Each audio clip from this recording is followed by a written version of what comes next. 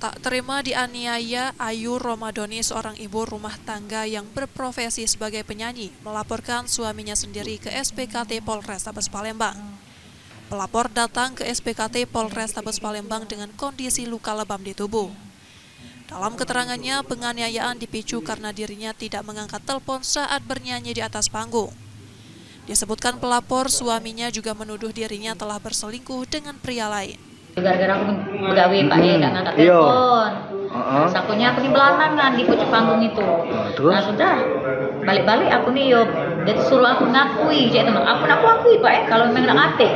Saksi aku banyak kan tonton orang aku begawe. Nah sudah itu dia barang-barang tuh dihancur-hancur galau di kamar, terus dia bertindak cak itu nampak kekerasan dengan aku kan.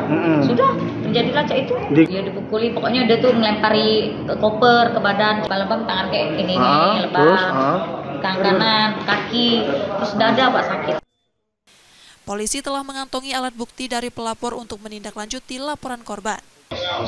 Tentunya berdasarkan laporan ini dan alat bukti yang dibawa oleh pelapor ini menjadi dugaan awal, tentunya adanya perlu langkah-langkah penyelidikan terhadap penanganan kasus ini.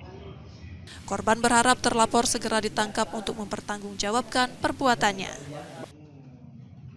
Yudi Kiswanto, Kompas TV, Palembang, Sumatera Selatan.